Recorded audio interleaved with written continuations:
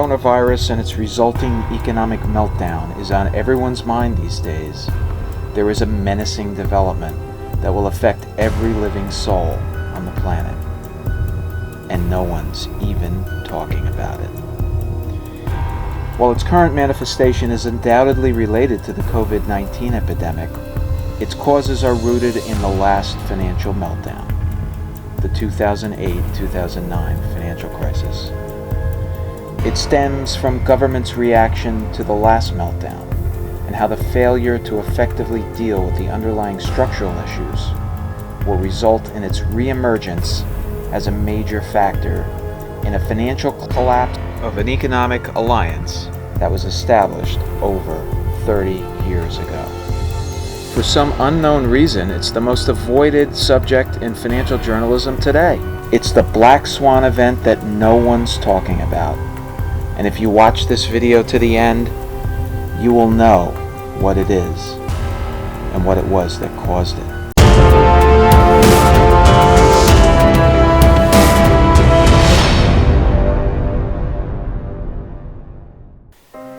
The financial crisis of 2008 and 2009 was precipitated by trillions of dollars of toxic mortgages that backed securities and were sold to investors in various institutions.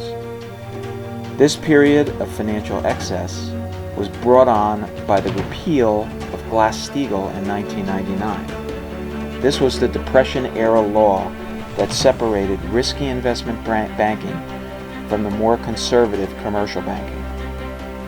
Glass-Steagall protected the financial markets for over 60 years by shielding taxpayers from risks inherent in investment banking and the underwriting of securities like bonds, stocks, and derivatives. After Alan Greenspan, then chairman of the Fed, orchestrated the repeal of Glass-Steagall along with the cooperation of both Congress and then President Bill Clinton, it set into motion the deregulation of the financial markets that sowed the seeds of the financial meltdown and the resulting Great Recession. Another government folly, though well-intended, that poured gasoline onto the fire was the strengthening of the Community Reinvestment Act in the 90s and early 2000s, which essentially mandated that banks make loans in low-income areas. It also mandated that the housing agencies, such as Fannie Mae and Freddie Mac, promote programs to assist low-income people to purchase homes. While these programs may have been well-intended, they all conspired to help create an environment that incentivized banks and other lending institutions to make loans to people that ultimately could not afford to pay them back. The United States responded to this financial crisis by bailing out the banks, thus avoiding a meltdown that would have been worse than the Great Depression. In addition, they put the housing agencies into receivership and under government control as they rapidly became insolvent. Europe, on the other hand, took a very different approach and notably never made the tough choices required to be taken with the banks or profligate, irresponsible governments in the Union. It chose instead to take measures that simply papered over the problem and pushed the problems farther off into the future. A dramatic example of extend and pretend. But what is it that the European Bank has been doing this past 12 years since the financial crisis? When I explain it to you, you're not only not going to believe it, but you'll realize that it's true. And now we're all going to have to pay the price for the European Union's lack of responsibility and misguided policies. Mario Draghi was the chairman of the European Bank for most of the period, meaning the past 11 years. He said famously in 2011, at the height of the last European debt crisis, he was noted as saying he would do whatever it takes to calm the financial markets and give confidence to the world that he had the tools to handle the impending financial collapse of the pig countries, namely Portugal, Spain, Italy, Ireland, and Greece, called the pigs. These were countries that had the most egregious structural deficits in the European Union at the time. Draghi's response was to copy what the United States had done in its foray into money printing and buying of securities called quantitative easing. You may recall the U.S. Fed implemented QE 1, 2, and 3 in an effort to provide liquidity and stability to the financial markets during and following the crisis. This process, whereby the Fed prints money, meaning it creates it from thin air and injects it into the financial system by not only buying sovereign debt, but also a vast array of other securities in an effort to mask what was really going on in the economy.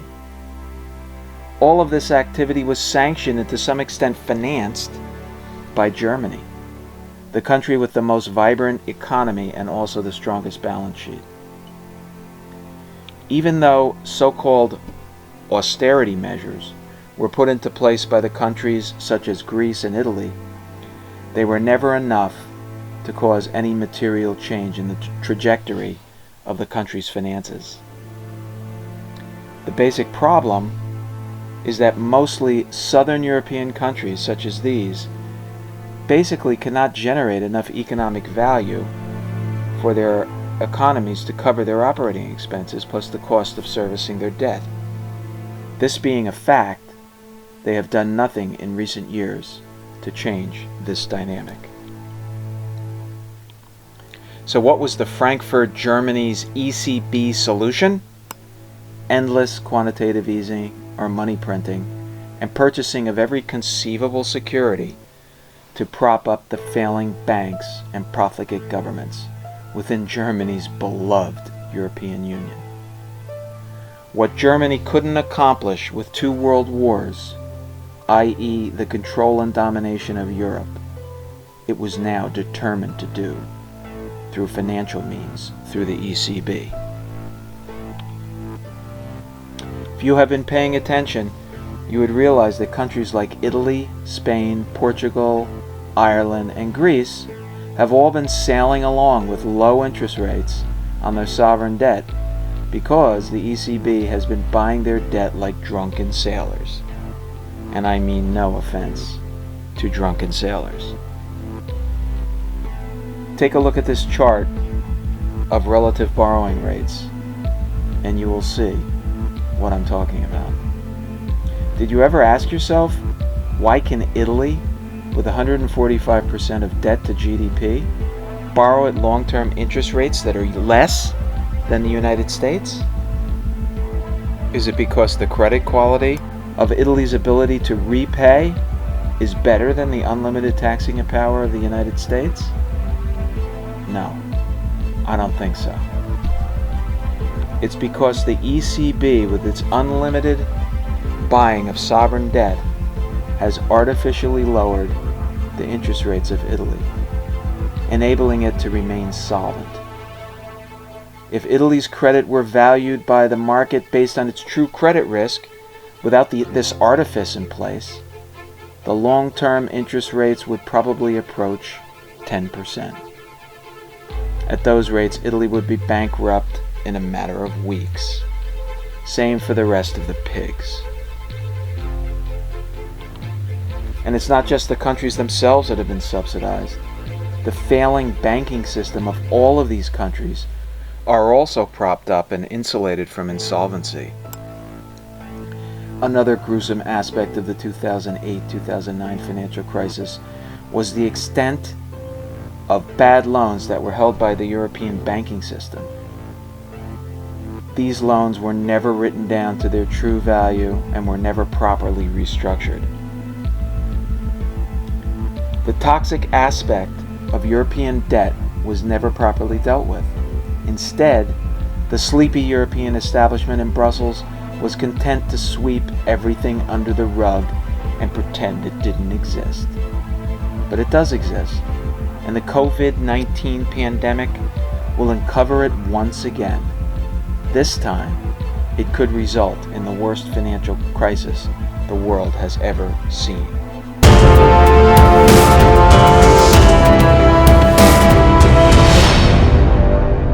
On April 18, 2020, the ECB, headed by its new president, Christine Lagarde, a longtime French political hack with deep Brussels roots, having previously served as chairwoman of the IMF, announced an extraordinary $820 billion pandemic QE program. The Pandemic Asset Purchase Program, as the ECB named it, was announced following an emergency teleconference chaired by Lagarde, who assured investors that there were no limits to the central bank's ability to deliver its price stability mandated or its commitment to the single currency. The new bond buying program, which will run until at least the end of the year and will not include, quote, capital key conditions that limit the ECB's ability to buy certain amounts of member states' bonds, came just hours after Lagarde reportedly told European leaders that lockdowns and travel restrictions would reduce the regional economy by around 5% this year. Will there come a point in the economic downturn precipitated by the COVID virus where the depression in the economy simply overwhelms Germany's efforts to keep the Eurozone together? Will Great Britain be seen as omniscient in leaving the Eurozone just in time to avoid its inevitable crash?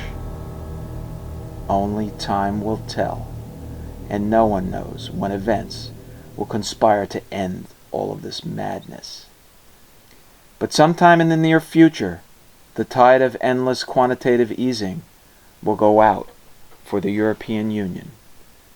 And as Warren Buffett so aptly put it, only then will we see who is actually swimming naked.